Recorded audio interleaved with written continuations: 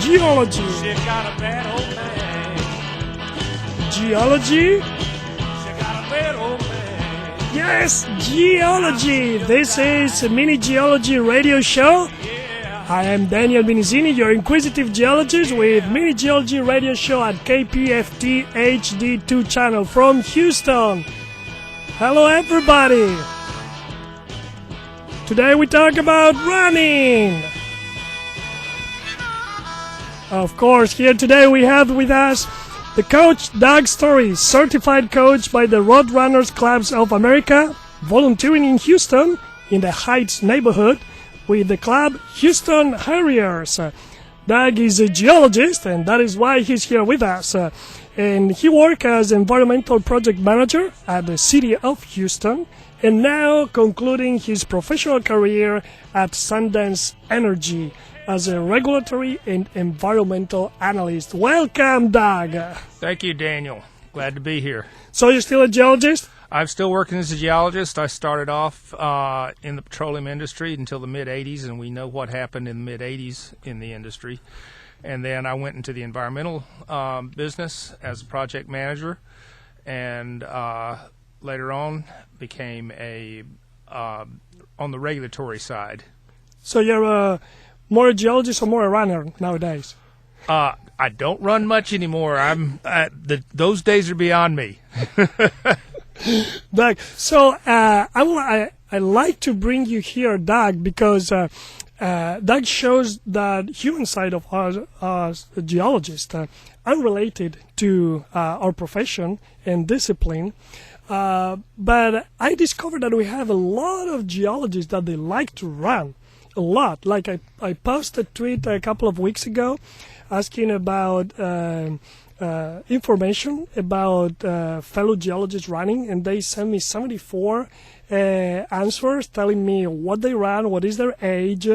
Most of the answers I got them from people that they are under 40 and they run half marathons or marathons. And I don't know if it is biased because the ones that are more than 50, they don't use Twitter.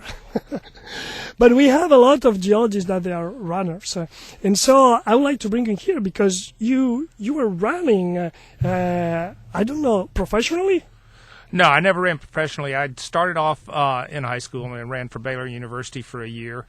And school and athletics kind of didn't mix. Becoming a geologist, you had to be in the field over the on weekends, and that didn't work very well if you had to be at track meets or cross-country meets on weekends either. So I lasted about a year at Baylor as a cross-country and distance So are you runner. telling me that geology killed the runner? It didn't kill the runner; it killed the track athlete. The NCAA track athlete is what it killed. I see. So, listeners, I think that teachers that possess appropriate vocabulary and methods, they exist in almost all disciplines, geology and running included. But there are few teachers that can assess the student and explain the topic based on the student capacity and the student's attitudes.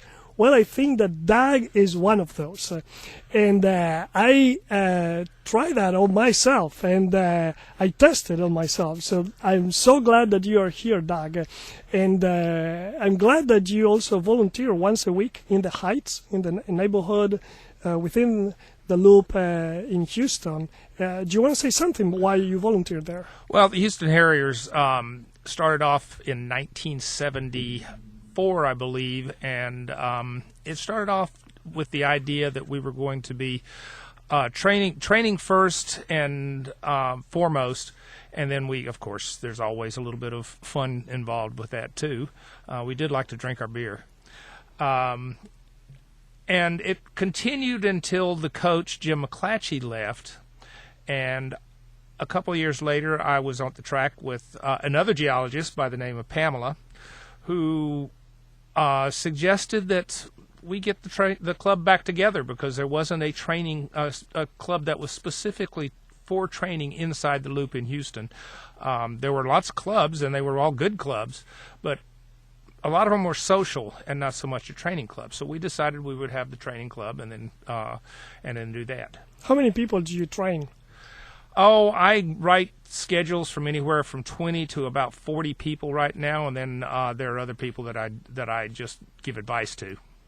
Now, why do you think that these people, they show up and run? They have a family, they have a job to take care. Why do you think they show up like every week? And why do they run? There's as many reasons as there are people. I ran, after I quit track, I kind of got away from running, and I stuck a cigarette in my mouth. And for several years, I wasn't very healthy, and then all of a sudden I decided I was going to run again to get healthy, and then I discovered that it also was helping my mental health a lot. So a lot of it, I think, has to do with mental health. A lot of it has to do with taking the stress of the everyday workplace. A lot of it, people just like being fit. In this weather? In this weather, I mean, it has amazed. The word is if you can run in Houston, you can run in anywhere in the world. And by the way, going back to the geologists, are geologists any different from the other runners that you train? Do you have any geologist training in your club?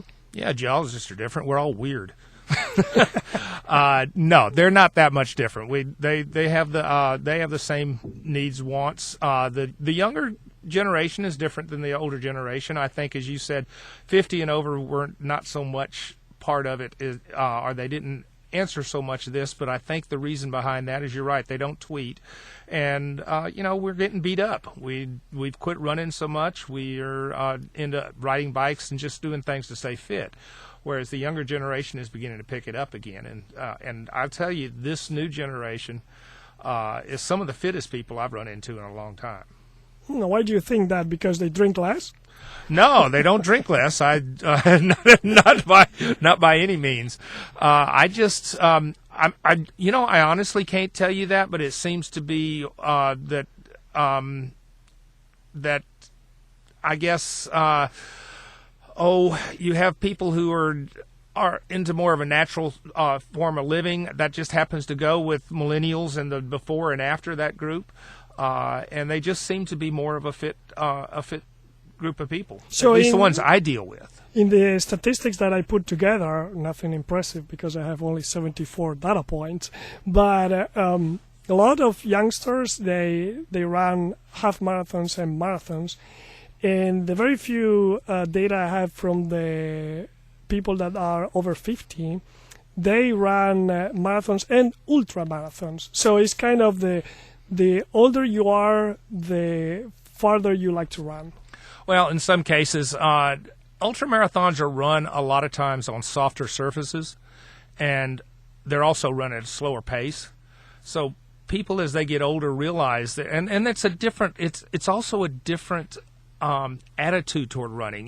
When you're running on the road, you have a tendency to be really competitive against the people next to you or yourself, and you're out pounding on the 5Ks, 10Ks, and the such on the roads, or even on the track in track meets. But when you get to the ultra runners, they have a tendency to be a little bit more laid back. They take the sport seriously, but it's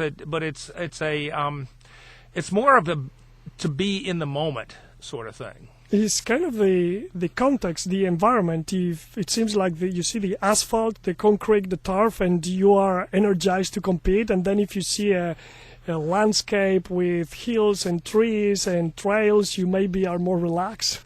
Right, and you kind of get there's kind of the way your soreness in your body kind of reflects the whole attitude toward running, road racing versus trail racing. Road racing, when you finish, a lot of times you're sore in your quadriceps because you're moving forward. But a lot of times in a trail race or in a ultra race, especially if it's on trails, you're more sore in your hips and the sides of your legs because you're moving side to side. And talking about that, I like to relate the fact that the older you are, the farther you go, you run the marathons, you have a different perspective on the inner self, and you have also different kind of pains in your body. running ultramarathons, that is related to the past of the armies, where like in the Greek army, there was a very specific profession which was called emerodromos. Emerodromos was the soldier that ran. That was his job, to run and bring the message from one place to the other. And he was not doing it in the plains. The reason why the old armies, they have these messengers, were to bring messages through places where the geomorphology was very irregular, and they couldn't use horses or other animals to deliver that. And that is where we're going to go at some point in here, explaining the myth of the marathon, where Phidippides, he ran from Marathon to Athens. And you thought about a link between geology and running, maybe related to these landscapes. You were thinking about geologists running in the desert. Well, I'm not sure about all geologists, but I'm a desert rat. And most of the friends I have that are geologists that I grew up with, that I went to college with, they're desert rats with me too. A lot of them live up in the mountains, mainly because it's cooler. But you can't have mountains without, you can't have deserts without mountains. If you're a geologist, you know that. But the reason I like the desert is you don't have any trees, or you don't have as many trees. You can see the rocks. And there's several races out in the desert that I'm familiar with, and I'm just going to mention a few of them. So when you say desert, you're thinking about rocky desert or sandy desert, or both? I'm talking about high desert. The high deserts of the desert Southwest, as far as I'm concerned. The stuff in Utah, southern Utah, eastern, the whole area of Utah, other than the Uinta Mountains. So tell us more about the Wasatch, or the Big Bend. Or my favorite place in the world, which is my mecca, is the Big Bend country of Texas. I've been going out there since the mid-'70s, which, by the way, I started out there on a University of Texas geology field trip in 1975, where we split up in two groups. It was a group that Baylor and several universities were part of. It's called SASGAS, Southwestern Association of Student Geological Societies. Anyway, I digress a little bit, but I have a tendency to lean toward those directions, the Big Bend country and Utah.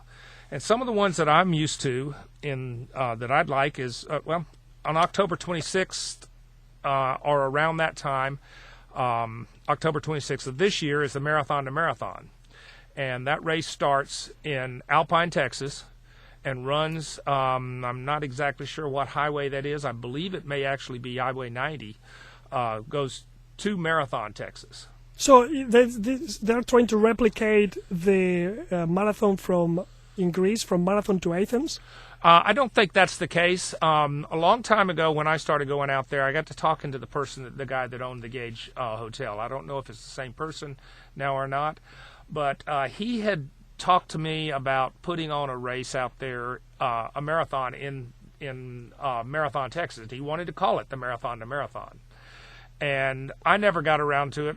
He wanted to run it out in the desert. I didn't think it was a good idea, because I think he wanted to run it around August, which was probably not the best time to be running a race in. But that was August was the month when Phidippides died, to bring the news from Marathon to Athens. Well, there you go.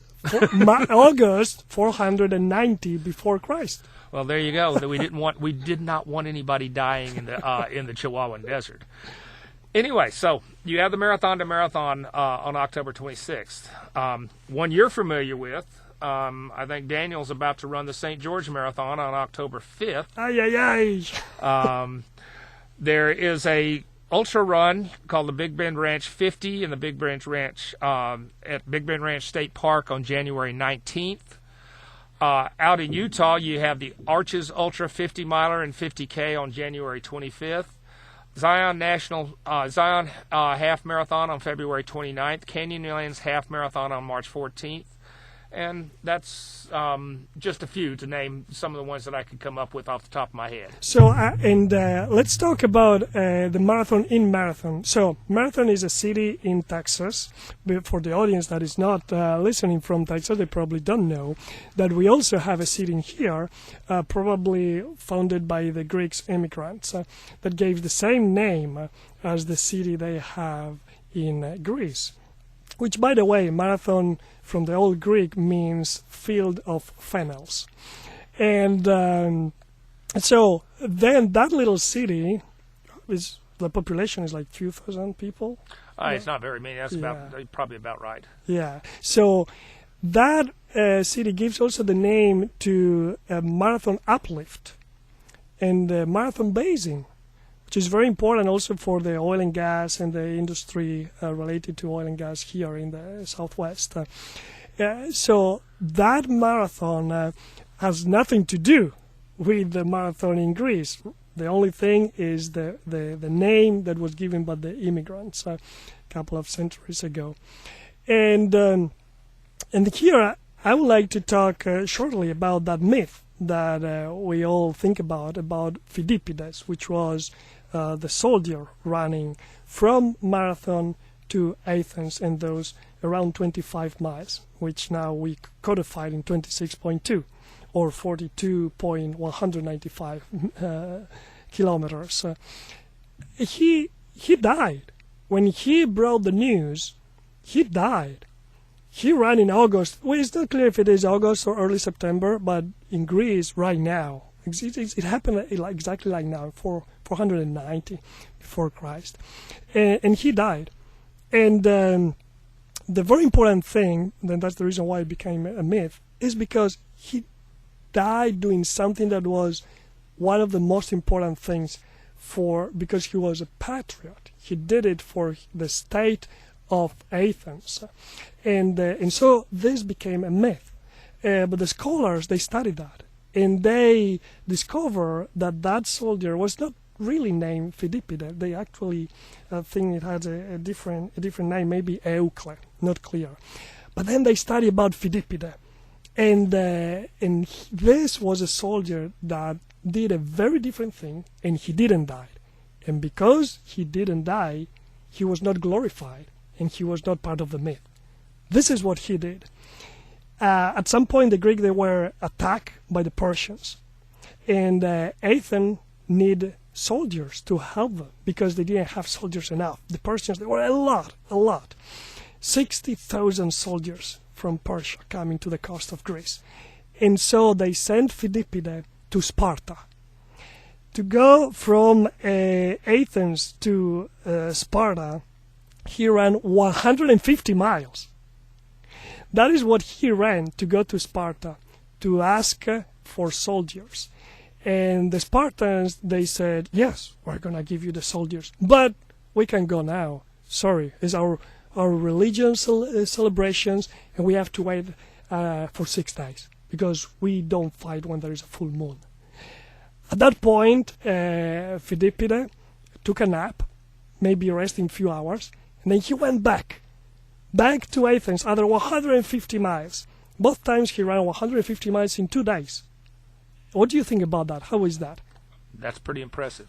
That's pretty impressive. We've had some world records set here for some distances, and I would imagine that would be a world record. Well, so he was sent to this irregular geomorphology to bring the news.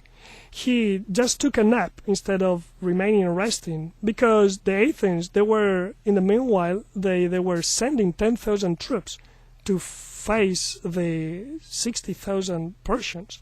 All of this, they would have died. And so he brought the news to change the tactics and the strategy of the war. And because of that, the war in the end was won by the Greeks. The Athens fought alone. They didn't wait for the army from Sparta, and they defeat the Persians. And that was something very important also for the European civilization, because everything would have changed if the Persians were taking over Greece in those years, 5 centuries before Christ. So that was the real Phidippides, and he didn't die, but he was not even glorified as the other runner who died, bringing the news that the Athens, they won against the Persians in marathon, and bringing the news back to Athens. New pieces of that brought a whole lot of the information that I had gotten in bits and pieces together. So thanks, Daniel. So, and talking about the heat, because in Greece during those years was very, very hot, like in here today in Houston. Tell us something, Doug, if you are training in the heat. How do you do? What do you do different? Slow down. I mean, as a coach, the hardest thing for me to get somebody who is an athlete, and especially if they're a type A type athlete, is to slow down. As much as a minute on your long run, maybe a minute and a half. You're going nowhere in the summer. There's not much to do. You're not going to be able to run a marathon in the summer, and you're not going to lose any fitness. In fact, the other things that will happen, you will wind up hurting yourself in the summer. There comes a point where there's just a point of diminishing returns running in this heat. So slow down. Drop your mileage. I used to, and it's not done as much anymore, I was never a big marathoner. I've only ran 7 marathons. I was a track athlete, and I would slow myself down, and if I ran fast, it was on the track. And I would go out on the track and hone my speed during the summer. And that's what I suggest people do. Rice University holds all-comers meets the whole month of June. You can do that. There are track meets all over the state of Texas. If you are a master over 40 years old, or actually if you're over 35 years old, you can become a master and run track meets that way. But the main thing you got to do is slow down. So, and when you meet some of the runners, they're not professionals and they don't have a coach, like what happened to me before I met you, what are the most common errors that they do? Running too fast. I mean, everything. You have several different types of runs, and everything is focused for one thing. But most of your running, 70% of your running when you're training for anything, should be slow, easy running. Every time you do a long run, the next day should be a recovery run, which when I ran with some of the people out in El Paso, some of the Kenyans out there, their slow runs were so slow that it almost hurt at times. Give us an example. If you are your long run is 7 minutes per mile, how much should be your recovery the following day? I would say 8.5 per mile on a recovery day. You cannot run a recovery run too slow. If you are running your long run at 8 minutes per mile, how slow should you go? Well, first of all, your long run should be a minute to a minute and a half slower than your marathon pace. You can throw some faster stuff in there. You can throw some marathon pace stuff in there, and I give my athletes that to do. But the largest portion of that long run should be at a minute to a minute and a half, and maybe even up to 2 minutes slower if it's really hot than your marathon pace. Wow, 2 minutes slower. If it's hot, that's the hardest thing to get across to people. What is the threshold for hot for you? How do you define hot? Oh, well, it depends on the humidity. It depends on wet bulb temperature. I say once you get about 85 degrees wet bulb, and that's not much. You can be in the 70s. And have a wet bulb in Houston easily in the 80s. I've run with wet bulb temperatures on the track at 125 degrees. So measured at Rice. All the other lucky people that they don't live in Houston in this weather, but they do their long runs, they don't have to do it 2 minutes slower than the marathon pace. No, I'd say a minute to a minute and a half slower. Oh, I see. Recovery runs, even slower than that. What are the issues related to training in the lowlands, like in here in Houston? We're almost at the sea level. What does it happen if you train in the sea level and then you run in altitude? Well, you got to get used to altitude, and sometimes I'm not exactly sure of the studies they've done on it. It's usually about 24 hours to get acclimated, but that's also individualized. Some people take longer to acclimate to altitude. I take a long time. I can take up to a week to acclimate to altitude, which is actually a long time for most people. 2 or 3 days, you're fairly well acclimated. I don't believe you're going to go up.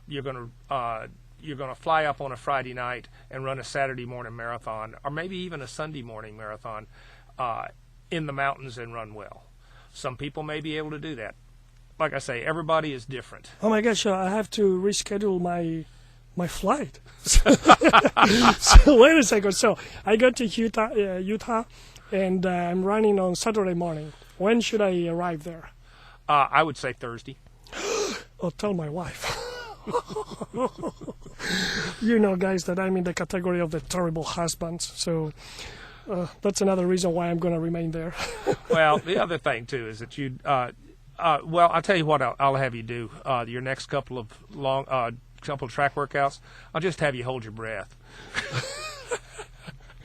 So, Doug, what does it happen if you do the opposite? If you are living in a place that is in altitude, and then you go and your competition, your race is at sea level? You're going to kick some butt. If you train at altitude and you come down to sea level, I'm not that familiar with the physiological aspects of it. Others would. If I even tried to get into it, I'd sound stupid trying to get into it. But I can tell you, if you come down from altitude to sea level, you're going to run much better. Okay, so that means your blood is oxygenated at altitude, and you have that oxygenated blood. I mean, there's been all kinds of things done with oxygenated blood. Back in the late 70s and 80s, they did certain things like they would take the blood out of the body, save the oxygenated red blood cells, and put it back in just before they ran a race. That was called blood doping. There are, and you know, was that legal? I don't think it was actually. It was actually made illegal. But how are you going to catch anybody doing that? By the way, talking about doping, tell us something about doping related to people that are not professionals and they run marathons, like maybe the listeners they are doing. How do you dope you, or how do you improve yourself doing things that for professionals is not allowed, but you that you're not professional, you can do it? Oh, you can't do it if you're running a USAT. If you're running a race, you shouldn't be doing it. First of all, most of that stuff is not very good for you in the first place. EPO is one of the worst things in the world you can do. People do it, but it's not. It's been proven it's not very good for you. It will kill you if you do enough of it. But I sometimes read the news that even caffeine, the professionals, they can have caffeine or something like that. Caffeine works great, and I suggest caffeine doesn't work that much for a long distance runner, for marathoners, but a caffeine before a mile run, or a 1500 or an 800, is a good boost. I used to drink a cup of coffee before each of those races. The problem and it's a little bit of a diuretic, and you don't want to be doing anything to help your body rid itself of fluids when you're running long distances. And back to the city. We geologists, we mainly work in the offices nowadays. It's not that golden age where the geologists, they had the luxury to spend months in the tents out in the field. So we're working in the city, in the office, and tell us, what do we have to do? What are the most difficult things? Like I think about running. Where do I run? Most of the places, they are concrete or paved roads. And I think that is an issue, running in paved road versus running on grass. Couple of things. First thing you need to do, and even if you are a runner, because you're not, unless you are running 2 or 3 times a day, and most of us aren't, we do our running in the morning or we do our running in the evening, get off your butt from that desk. Stand up. I have a standing desk in my office. Get up. Walk around. Every at least hour or so. Get up and go walk around somewhere. If you're drinking the way you should be, you're probably going to be getting up and going to the bathroom anyway. But just get up and walk around twice a day, around 10 and around 2:30. I get up and I've got about a half-mile little loop that I do around my office complex. You don't have to do it. I did it when I was working downtown. I did it when I worked at the city. If the people that you work for don't like that, then that's a problem they have, because you are making yourself a better employee by doing that sort of thing. You're making yourself healthier. That's just the way personally, that's the way I feel about it. And I've caught grief from employers about doing that sort of thing, but it never stopped me. I do it anyway. Are there any specific exercises or stretching that we should do while we are in the environment of the office without going out, remaining inside? You can do things like they're just tightening and loosening your muscles while you're sitting, moving your feet around while you're sitting. But the main thing is just to get up and literally get up and move around. You're talking about those weird things that they tell us to do in the airplane, like moving your move your feet around. You could sit and simply do while you're sitting, just simply do the alphabet with your toes. That moves oxygen away from your feet. That moves the blood away from your feet where you're sitting. If you're sitting in a chair, the back of that chair is cutting to the back of your legs and cutting the blood to your feet anyway. Once again, get off your butt and walk around.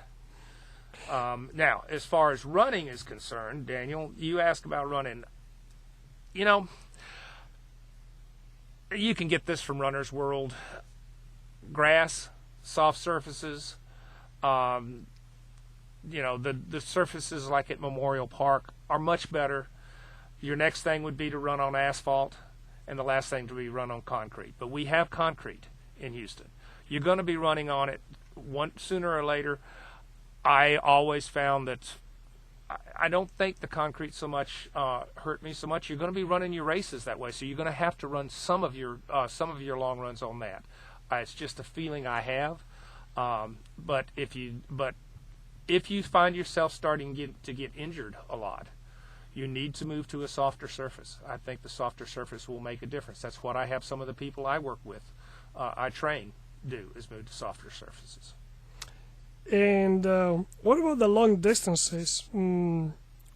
Because long distances, as you said, it's difficult to do it on soft surfaces the entire long distance, and also it's difficult to find a place where you don't have intersections. Intersections are very dangerous for runners.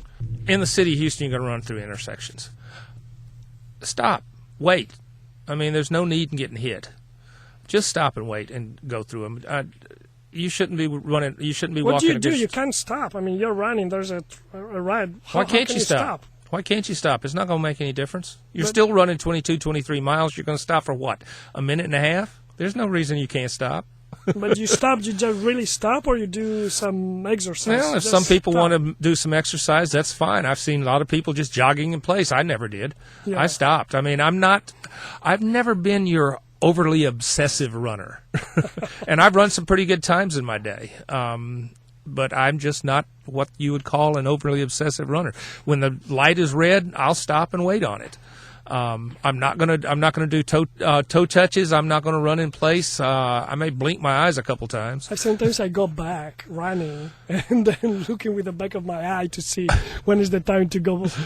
A lot of people do that, but it's not necessary, because it's really not going to make, in the long run, it's not making any difference. And believe me, I've run with Olympic trials qualifiers, and when they come to a red light, they stop just like I do. Oh, nice. These are women who run in the low 240s for the marathon. And when would you suggest to run if we have the choice? Before going to the office or after the office hours? Well, it's personal preference. When I was younger, I liked running in the evening, because it took the stress of the workday away. And everything I did was in the evening, except on weekends, and I'd run early in the morning, my long runs, both Saturday and Sunday. But my wife, on the other hand, who ran for University of Arkansas, she ran very well in the morning. She likes to get it done before everything else is, so it's done, out of the way. And the problem with running in the evening is there's always the chance that something at work is going to come up or something else is going to come up and affect your daily routine. And the thing about running, if you're obsessed with it, like all of us are to some extent, you don't like your routine broken up, and that's the problem. Nowadays, now that I've gotten older, I enjoy going home and having a cocktail and sit on my front porch and listen to the birds chirp. So I run in the morning, or I exercise in the morning if I can, or I exercise at lunch. So that's personal preference. When you run in the morning, should you fast, or you can have breakfast and then running? Like I say, personal preferences. I've always run without anything in my stomach. I mean, you're not, if you had a good meal on the night before, you're not really fasting. In the evening, there's been times that I've had barbecue for lunch and really regretted it at that track workout on Tuesday night when I was doing track at the time. Back to something very specific for geologists. We sometimes go on a field trip or we do field campaigns. So we travel and then we have to stand up in front of the outcrops for several hours. Sometimes hiking, sometimes it's just roadside geology. But we're not used anymore. We're not trained as geologists to do that on a daily basis. It happens for some people once a year. If you're lucky, 3 or 4 times a few weeks in the year. But you feel your legs that they are stiff when you're there in front of the outcrop and there's not a chair where you can sit. What does it mean that, and how do we avoid that uncomfortable stiffness in the legs if we are training? Well, and one thing, if you're going to stand in front of an outcrop, which we don't do so, as you said, we don't do so much. I had a professor one time that made the comment, you don't see the Grand Canyon in that computer screen. You have to reach out and touch it. But if you're going to sit in front of an outcrop or you're going to do that sort of thing, once again, I suggest that when you're sitting at your desk, stand up. Get used to standing. But don't just stand, shuffle from side to side on your feet. Do something to get some movement so that you're actually pumping blood through your body while you're doing it. And if you're talking in an outcrop, do the same thing. And like something that happens to me, they tell me, you have to travel tomorrow. You have to go for a 3 days business trip. And I say, oh man, and what about all my plan, my schedule? How do I do?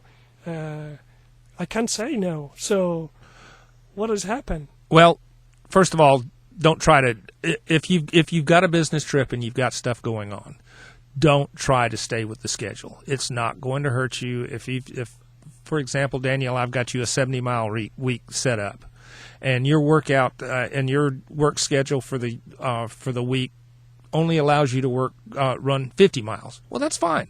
You're not going to lose that much. Just the next week, go on to whatever the schedule is supposed to be, as if you had done that 70-mile week. You're not losing that much. You really won't lose much in that short period of time. Cut your mileage back. Cut your workout. Make your workout 15 minutes. If you got to make a workout 15 minutes, go out and do a fartlek. If you know what fartlek is, it's called speed play. And all that is that you go out and say, I'm going to run for 15 minutes, and I'm going to run easy for a minute, or I'm going to run 5 minutes as a warm up, and I'm going to run easy for 10 minutes. And do something like that. Run easy hard for 10 minutes. Run 1 minute hard, 1 minute easy. And do that for 10 minutes, and then you're done. You got 15-minute workout. You can do that sort of thing. I've done it when I've had a layover at the airport. Going into the bathroom, shove my stuff into a locker, going outside on the airport and around the roads and done something like that. Really? When I was obsessive about getting my runs in, I did that sort of thing. If you have just a short period of time in the morning before you have to go to work, get up early enough to do 15, 20 minutes of workout. That's all you got to do. That 15, 20 minutes is as good as doing a long run. As long as you don't have to do them over and over and over again, then you have to work your schedule again. So you're listening, airport top management, please, you should put some gym inside the airport. The airports now are the main squares of the city, the old ports. We need to run in the airport, but you don't let us go in and out like Doug was doing years ago. So please, a gym in the airport. Yes. The other thing you can do is go for a walk. I mean, walk fast. Walking fast, I run twice a week now, and only 2 or 3 miles. I do about a 4 or 5 mile long run on the weekends, but only 2 or 3 miles when I run. But I walk fast. I walk fast 6, 7 miles at a pop now.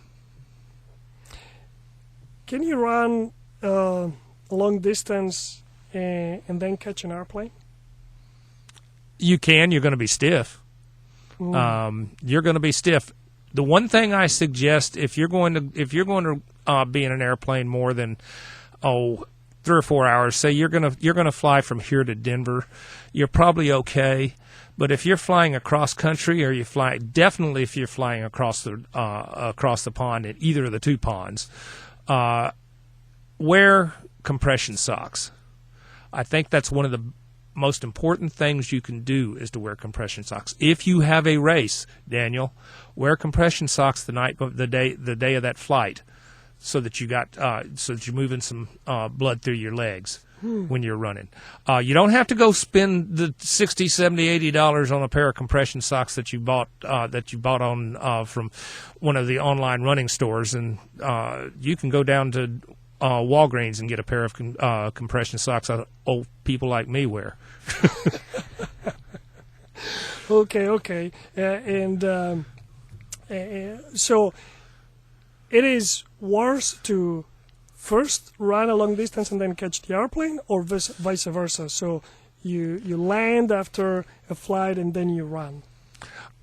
I think one of the best things you can do after a flight is to go for a short run. Okay. That gets the oxygen moving, that gets the blood moving in your body. After a flight, it's much better to run than it is before. Okay. Let's touch on the type of shoes. Everybody's always talking about the type of shoes. There are so many different techniques to make a shoe now. Can you tell us something about the shoes? Well, and I don't think it's changed that much. You have essentially three different kinds of runners. You have a neutral runner, you have a what they call an overpronator, and then you have an underpronator. Let's start with the underpronator. And a lot of the people I've had friends who's also a geologist and a fairly decent runner, that was a tennis player. Well, because of that side-to-side movement in tennis, and he's actually got flat feet, but because of that side-to-side movement in tennis, he was a sort of an underpronator. He landed on the outside of his foot and wore his shoe out on the outside of the feet. You can tell what kind of runner you are generally by just wetting your foot and putting it on a piece of concrete. Now, this is general. It's not always going to. There's always going to be differences. But as an underpronator, you're going to see a pronounced arch. You're going to see not even see a section in that where that wet foot hit the ground in the middle of your foot. That means that you have a very high arch. An overpronator, the whole foot is going to be flat on the ground, and neutral is right somewhere in between. Most people are neutral, but if you are a severe overpronator, you want to get some sort of a shoe with what they call medial support, and it can be just simply the middle of the shoe has a little bit more a little denser foam in it. I'm not a big fan of all overpronators getting into a big, what we call a brick of a shoe, because I'm not sure that everybody needs that. Maybe if you weigh 230 pounds and you say you're an ex-football player and you're a runner, well, that might make a difference. But go to a running store. Let them look at your gait. Let them look at your let them look at everything, and then they can determine. And the other thing about going to a local running store too is that a lot of times you can take the shoe back. I know that one of our local running stores has a 90-day policy. Amazing, that's amazing. But that's what happens when you stay within the local community. Yep, yeah, unconceivable in Italy. Stretching. We geologists, we are so lucky if we find time to run. And some of us, like me, we have to hide from the family because we're running. But if you put on top of the running the stretching before and after, man, that's a lot of time. Is it really useful, the stretching? Do we really need to stretch before and after? Well, first of all, there's a couple of different schools of thought on stretching. I'm of the school of thought that I'm not sure stretching is as important as actually doing some movement. I think the latest thing is called a dynamic stretching, which is more like plyometrics. And from what I've read recently, and from what I've found out when I was actually doing some running a few years back, that the plyometrics was a much better thing to do than static stretching. Now, never, ever stretch a cold muscle. You need to be warmed up to at least a mile or so before you start stretching.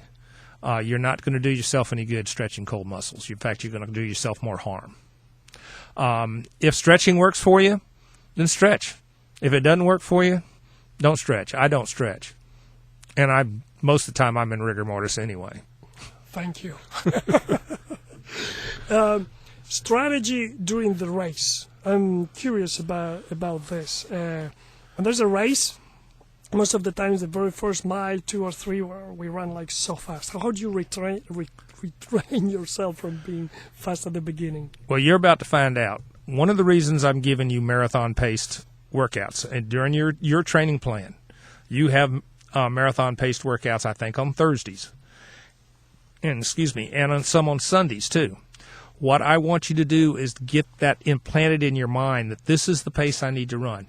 The week before a race, I'll have my athletes run 800s or 400s at marathon pace on the track. That way they know how slow marathon pace really is, and they're not going out especially at the like very a banshee beginning. At the beginning.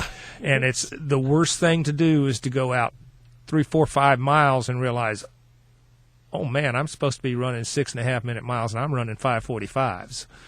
That's not good. Now, if I did that and ran some PRs that way, but that's not generally the way it works.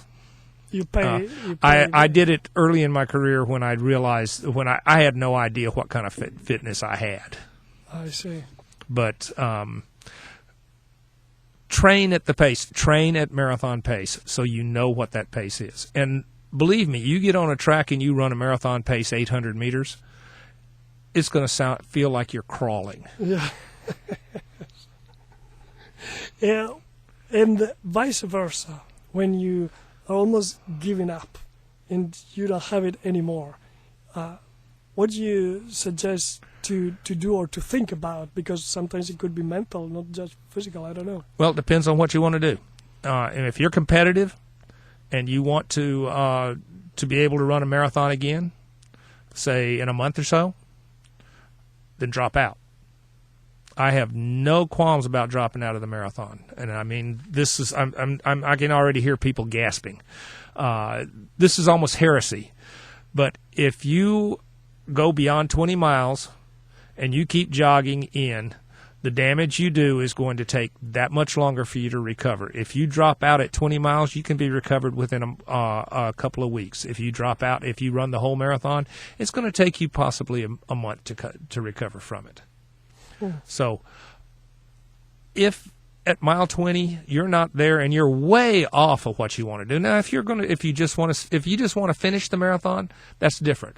Or if you look like you're still going to run a respectable time, then finish the marathon. But if you are not nowhere near what you want to do and you know that you have the fitness level to do it, then drop out. This is for competitive runners. For the everyday runner, the runner that's running, 3.5, I'd say more like a runner that's running 4, 5, 6 hours, just go do it.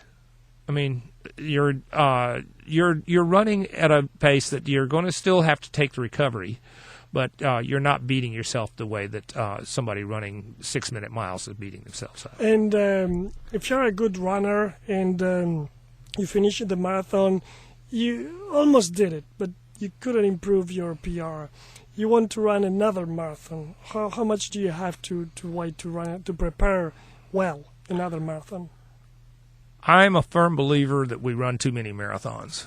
I keep telling people they're going to get hurt if they continue to train and keep running marathons, and they keep doing it anyway, and they keep getting hurt.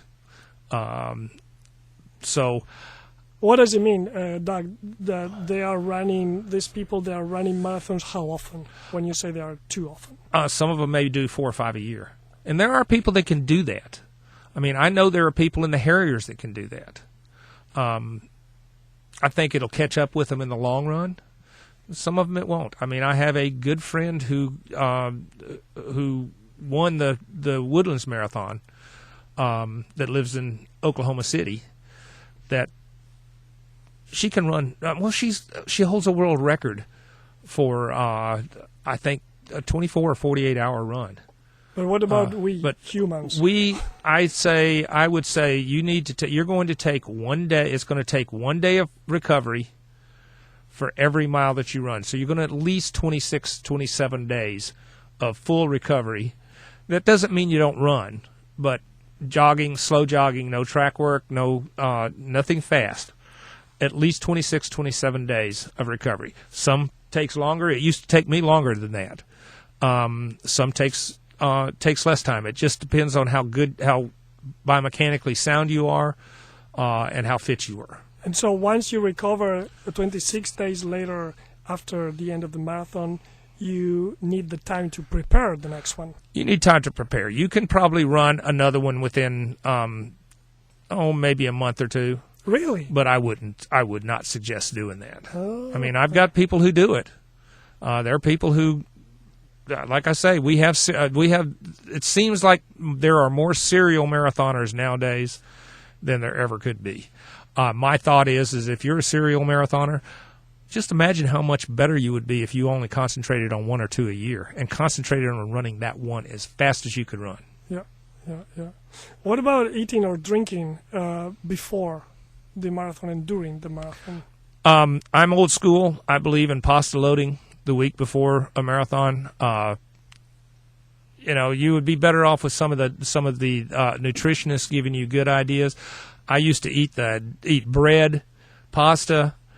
When you're training 70 and I peaked at 130 miles a week. When you're training that kind of mileage, you're just feeding the fire. I mean, it doesn't matter what you're eating. You're just shoving it in because you're burning it as fast as you're shoving it in. Okay, so nothing special the day before? I would, it just depends on what your stomach can handle. I usually ate pasta on, say, we had a race on Sunday. I'd have a huge pasta dinner on Friday. Carbohydrates all through the day, but nothing that's going to upset your stomach, nothing that you haven't eaten before that you're not used to eating. And I ran during the days before gels, goos. I remember the day when Gatorade tasted like salt. So, it's all depending. I do believe you need to have lots of carbohydrates the week before your race. Doug, one of the last questions is, what do you think while you are running? When I'm racing? And when you're racing and when you're training? When I am racing, there's not much in the way of thoughts. I don't remember a whole lot of any of my races. I really don't. I mean, I remember, when things went bad.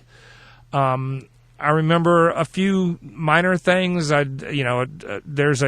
happens to be during Dallas White Rock Marathon, we used to come out of White Rock Lake, and at the top of the lake, I'm sorry, before White Rock Lake, it was during a very upscale neighborhood in Dallas we were running through. And you come up this hill, and right at the top of the hill was the most gorgeous golden tree. Of course, it's in early December, which is the fall in Texas. This gorgeous golden tree with a white building behind it. For some reason, I remembered that. But for the most part, I don't remember anything during the race. I've thought of everything about, my girlfriends, my future wife, my work problems. During long runs, during short runs, I had a very good friend named Yaroslav Vodinal who used to run with me. And one of our favorite things to say when we were running through the heights back in the 80s, we were running down Reagan. So we would run right down Reagan Street. But I mean, I've actually ran with Yari, and we were talking politics back and forth. And I remember one day just getting mad at him and saying, "Yari, don't try to out-liberal me." Doug, we have a couple of minutes, and I would like to leave an open mic so that you can shout out or you can add whatever you couldn't say until now. This is a community radio, so you're part of the community. You are a runner, you're a geologist. Doug Storey, thank you to be here, and the mic is open. It's all yours. Well, I'll put in a plug for the Houston Harriers then. Running club, been around for a long time. If you are interested, our website is HoustonHarriers.com, and we will part of your being a part of this club for the $30 or $40 that it costs to be part of the club is you get a monthly training plan. Very good, Doug. And I would like to conclude about the running with a short piece of Haruki Murakami, which is a writer. And here he wrote a book. I read a lot of books lately about running. This is a title, What I Talk About When I Talk About Running. And he says, even if a runner doesn't break the time he had hoped for, as long as he has the sense of satisfaction at having done his very best, and possibly having made some significant discovery about himself in the process, then that in itself is an accomplishment, a positive feeling he can carry over to the next race. And then when he talks about ultramarathons, he says, what's the meaning of running 100 kilometers? I don't know. However, since it represents an extraordinary act, it brings up to your consciousness a new awareness, fresh elements that help introspection. The result is that the understanding of life will maybe change, and life may get a different shape or color. Amen. Thank you, Doug, for being here with us. Thank you very, very much. Thank you, Daniel. I appreciate it.